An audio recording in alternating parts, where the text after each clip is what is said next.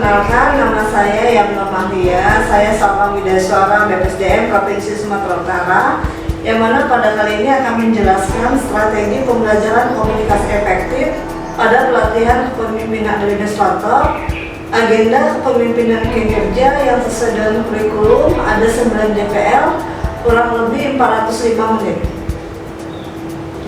Dalam rangka mendukung terwujudnya birokrasi kelas dunia, maka setiap instansi pemerintah diperlukan seorang sosok pejabat administrator guna mencapai peningkatan kinerja, yaitu seseorang yang memiliki tanggung jawab memimpin pelaksanaan seluruh kegiatan pelayanan publik serta administrasi untuk keberlangsungan di unit organisasi masing-masing, yang mana dikerjakan oleh pejabat pengawas dan pejabat pelaksana dalam memberikan pelayanan publik. Pelayanan publik yang dikelola dan dikendalikan dengan baik membutuhkan sosok pejabat administrator untuk melakukan kegiatan peningkatan kualitas kinerja unit organisasinya.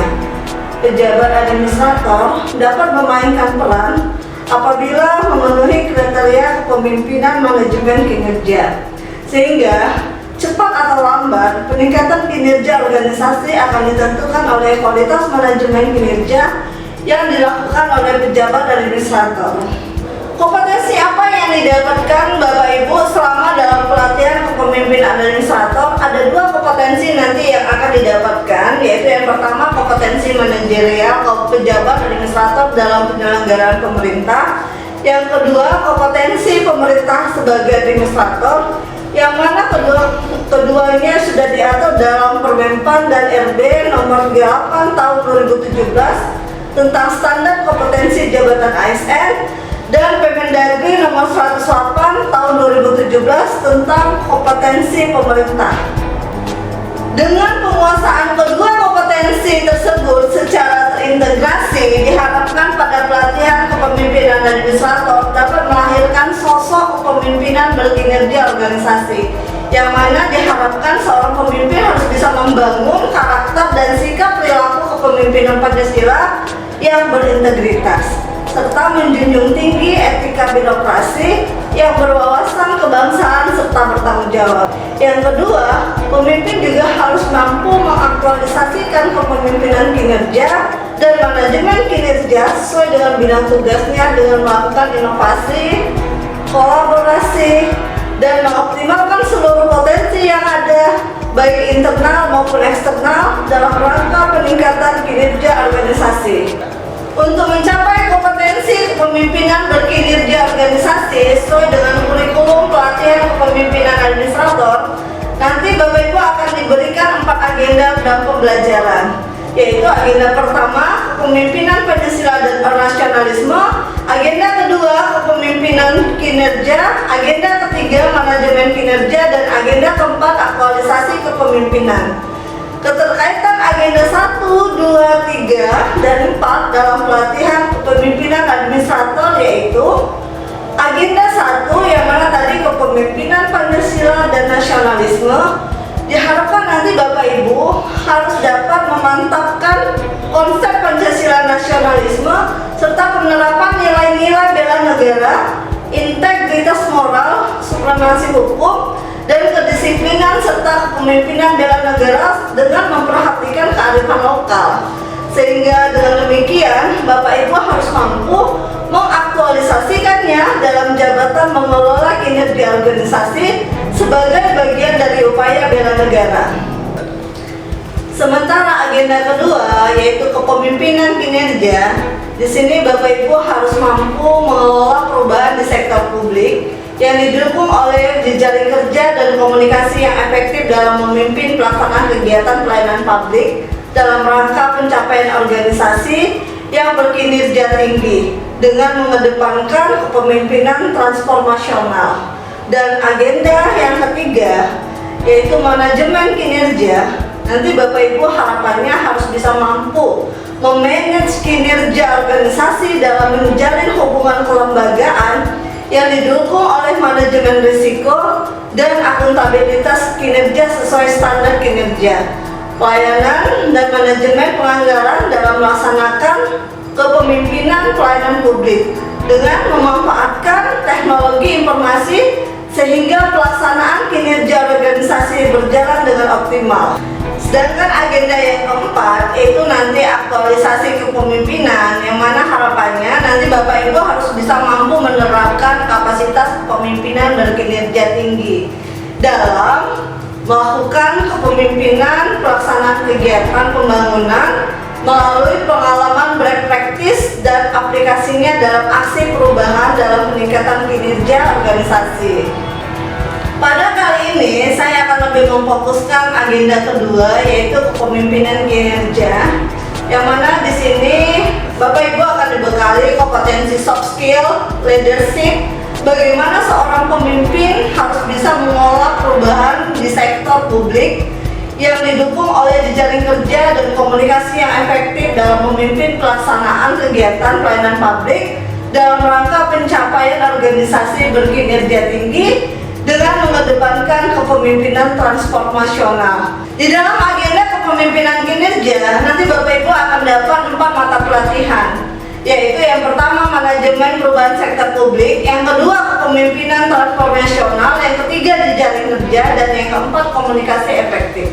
Pada mata pelatihan yang pertama, yaitu manajemen perubahan sektor publik, di sini nanti Bapak Ibu sebagai seorang pemimpin administrator harus mampu menemukan permasalahan unit organisasinya dan merumuskan upaya perbaikan secara berkelanjutan.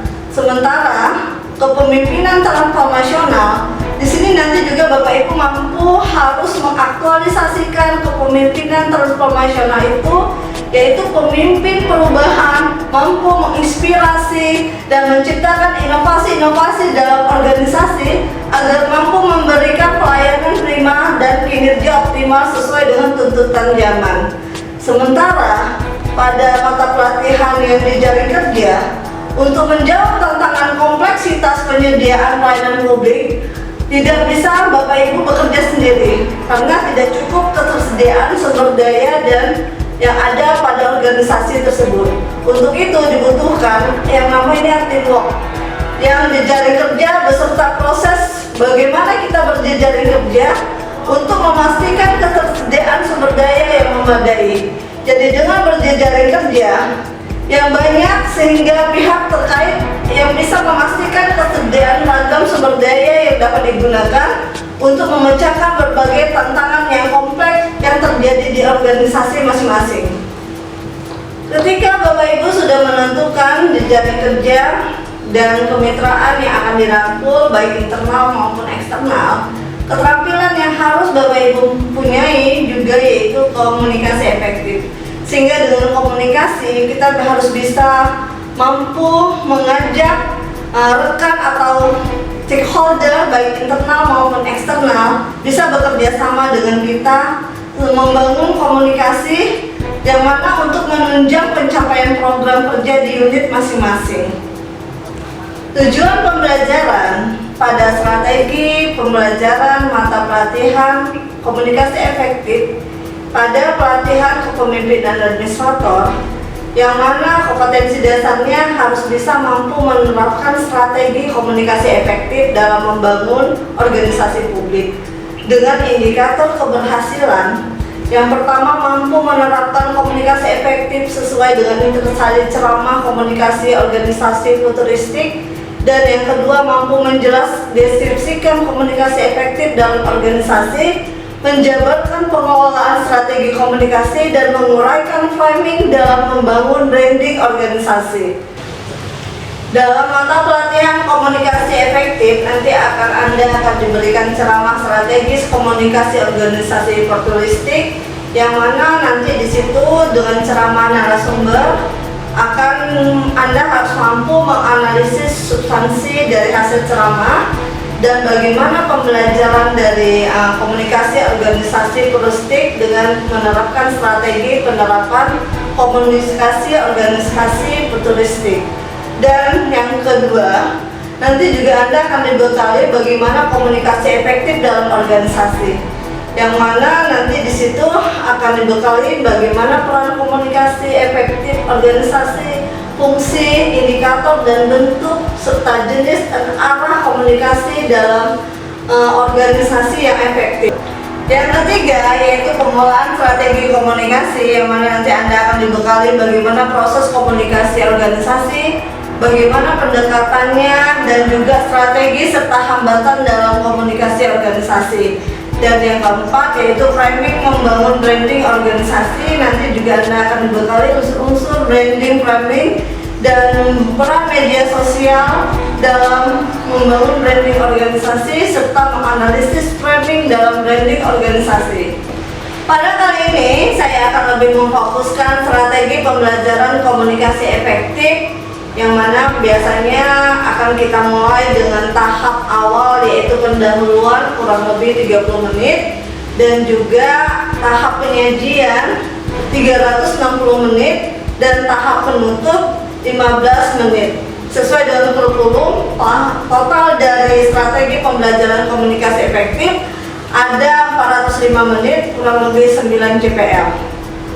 Strategi pembelajaran komunikasi efektif, yang mana nanti pada tahap awal saya akan perkenalkan terlebih dahulu kepada peserta dengan melakukan absorb persepsi dengan storytelling, pemutaran video, serta menjelaskan deskripsi singkat, hasil belajar, indikator hasil belajar, materi pokok dari mata pelatihan komunikasi efektif seperti yang sudah saya jelaskan di awal tadi. Dan juga pada tahap awal, peserta harus bisa melakukan tugas bacanya secara mandiri dalam rangka mempersiapkan peserta sebelum masuk ke dalam materi inti, agar peserta latih punya pemahaman awal terkait materi yang akan diberikan. Pada agenda komunikasi efektif ada beberapa mata pelatihan yang akan diberikan. Yang pertama yaitu summary ceramah strategis komunikasi organisasi futuristik, yang mana di situ nanti harapannya harus bisa mengidentifikasi ceramah strategi komunikasi organisasi futuristik yang akan diberikan oleh narasumber, dan juga peserta harus bisa menganalisis proses dari hasil ceramah tersebut dan bagaimana menguraikan pembelajarannya selama pembelajaran yang diberikan oleh narasumber, dan harus bisa menuliskan strategi penerapan komunikasi organisasi dan menggunakan strategi pembelajaran dengan metode ceramah interaktif, pemutaran video, diskusi kelompok, dan presentasi kelompok dengan menggunakan media laptop, LCD, proyektor, whiteboard, flipchart, modul, serta film pendek. Dalam komunikasi efektif dalam organisasi, itu materi mata pelajaran yang kedua, yang mana komunikasi organisasi itu ialah suatu proses pertukaran informasi di antara orang-orang dalam suatu organisasi, di mana terdapat tahapan-tahapan komunikasi yang itu melakukan atensi dan juga ada perhatian khusus dalam melakukan komunikasi dan melakukan conversation, yang mana juga harus melakukan kebenaran fakta serta retention. Materi pokok dalam komunikasi efektif yang kedua yaitu komunikasi efektif dalam organisasi, yang mana komunikasi organisasi itu sebagai suatu proses pertukaran informasi di antara orang-orang dalam suatu organisasi, yang mana merupakan perilaku yang mengatur pola komunikasi organisasi yang terjadi di antara orang-orang dalam organisasi, sehingga bagaimana mereka terlibat dalam proses interaksi itu yang memberikan makna apa yang terjadi dan apa yang akan kita sepakati dalam pembicaraan terkait dengan apa yang akan kita rencanakan. Dalam komunikasi efektif dalam organisasi, Anda juga akan dibekali bagaimana peran, fungsi, serta indikator komunikasi efektif dalam organisasi, serta bentuk-bentuk komunikasi, jenis komunikasi, dan arah komunikasi organisasi. Kalau kita bicara peran dan fungsi komunikasi dalam organisasi, yang mana perannya dengan komunikasi efektif ini harus bisa meningkatkan produktivitas di tempat kerja, mampu menyelesaikan konflik dan mengembangkan kualitas karyawan, serta dengan demikian terbentuk hubungan profesional di lingkungan kerja yang kondusif. Serta kalau dengan fungsi kita melakukan komunikasi organisasi, ini kita akan memainkan peran yaitu fungsi informasi, regulatif, persuasif, dan integratif. Di dalam komunikasi dalam organisasi, strategi pembelajarannya ini bisa kita lakukan dengan metode diskusi kelompok, ceramah interaktif, web mapping, dengan tayangan video. Dan media yang akan kita gunakan dalam pembelajaran komunikasi efektif dalam komunikasi, ini kita bisa menggunakan laptop, LCD, proyektor, whiteboard, flip chart, modul, serta film pendek.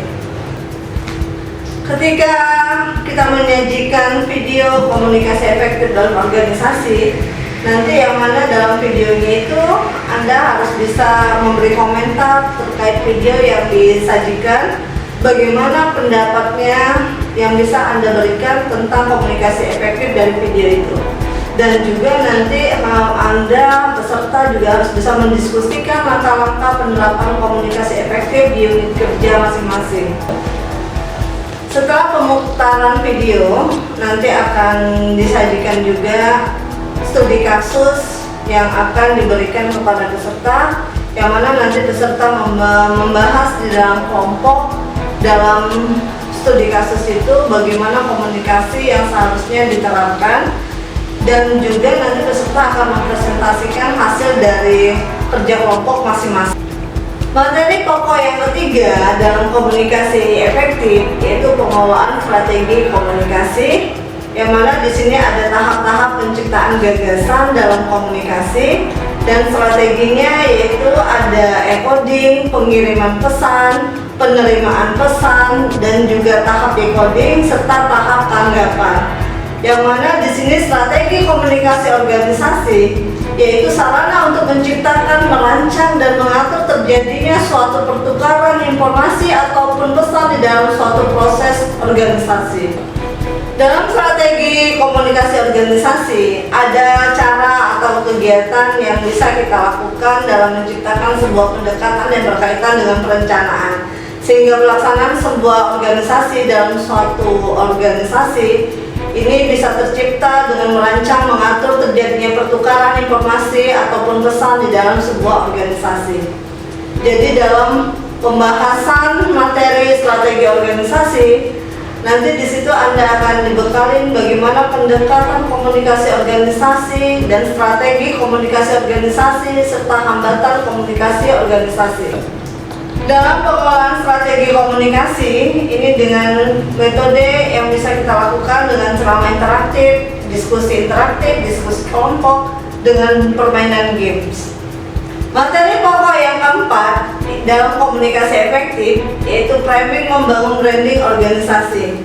Yang mana di sini ada kegiatan komunikasi yang dilakukan sebuah organisasi dengan tujuan membangun dan membesarkan sebuah brand atau merek organisasi. Yang dimana dengan membangun framing branding organisasi diharapkan terbentuknya karakter atau membangun persepsi dari suatu organisasi yang relevan dengan kondisi dan menggunakan media sosial serta memperhatikan umpan balik yang akan diberikan. Yang mana pembahasan materi inti dari framing branding dalam membangun branding organisasi di sini juga nanti akan dibekali unsur-unsur dari branding, framing dan komunikasi, branding organisasi, serta peran dan fungsi sosial dalam memasarkan branding, dan bagaimana menganalisis framing dalam branding organisasi. Analisis framing dalam branding organisasi yaitu proses di mana komunikator secara sadar dan tidak sadar berperan dalam membentuk sebuah sudut pandang yang mendorong berbagai realitas dari situasi yang diberikan. Jadi ada frames dalam analisis framing, yaitu dengan cara mengidentifikasi masalah, mendiagnosa penyebab, dan membuat penilaian moral mengenai masalah tersebut, dan juga menyarankan pengulangan. Strategi yang digunakan dalam pembelajaran terkait framing dan branding yaitu menggunakan tayangan video, diskusi kelompok, studi kasus, dan presentasi kelompok. Dalam media strategi pembelajaran framing dalam membangun branding organisasi, ini kita menggunakan laptop, LCD, proyektor, dan whiteboard serta flip chart, modul, film pendek, studi kasus. tahap yang berikutnya yaitu penutup yang dilakukan kurang lebih 15 menit. Jadi kita mengajak peserta untuk menyimpulkan meringkas hasil pembelajaran dan juga melakukan evaluasi serta memberi penguatan kepada peserta bagaimana kemanfaatannya dalam memberikan materi yang sudah mereka terima, serta mengucapkan apresiasi kepada peserta yang sudah antusias dalam pembelajaran komunikasi efektif dan mengucapkan salam penutup. Kesimpulan yang bisa dapat kita simpulkan dalam materi komunikasi efektif, yang pertama, komunikasi efektif dalam organisasi menjadi faktor terpenting dalam mendapatkan informasi. Kegagalan informasi dalam organisasi banyak disebabkan kurang tertatanya komunikasi organisasi dan adanya perbedaan budaya yang menghambat proses komunikasi, sehingga tidak ada kerjasama individu dalam organisasi. Dalam strategi komunikasi organisasi, ada sarana yang mana untuk menciptakan, merancang, dan mengatur terjadinya pertukaran informasi atau pesan di dalam sebuah organisasi. Serta strategi komunikasi efektif itu dimulai dengan pengenalan karakteristik komunikan, tujuan untuk mendapatkan pandangan tentang karakter dari lawan bicara agar dapat diketahui apa yang disukai oleh lawan bicara dan apa yang tidak disukai oleh lawan bicara. Serta strategi komunikasi organisasi yang baik. Ini bagaimana kita berbicara dengan baik, sopan, memiliki etika, tata krama, serta prinsip dasar komunikasi. Dengan cara ini, komunikasi akan mampu menggali informasi yang lebih daripada komunikan. Sementara dengan menggunakan framing dalam komunikasi, ini dimana ada sebuah proses komunikator berperan untuk membentuk sudut pandang yang mana mampu mendorong berbagai realita dan situasi yang diberikan untuk dapat dipahami oleh orang lain ke dalam apa yang ingin kita kehendaki. Setelah proses pembelajaran selesai, kita tidak boleh juga melupakan proses evaluasi peserta diklat. Ini terkait keberhasilan pembelajaran selama proses pembelajaran yang terjadi. Jadi bagaimana kita mengevaluasinya? Di sini ada beberapa cara, yaitu dengan nilai tes lisan maupun tulisan, serta antusias peserta, motivasi peserta ketika dalam proses pembelajaran, bagaimana kreativitas peserta dalam melakukan diskusi, dan tugas dan disiplin yang dilakukan peserta selama proses pembelajaran. Dan untuk itu kita harapkan apa yang sudah kita berikan di dalam proses pembelajaran komunikasi efektif bisa memberi kemanfaatan untuk kita semua. Terima kasih, saya akhiri. Assalamualaikum warahmatullahi wabarakatuh.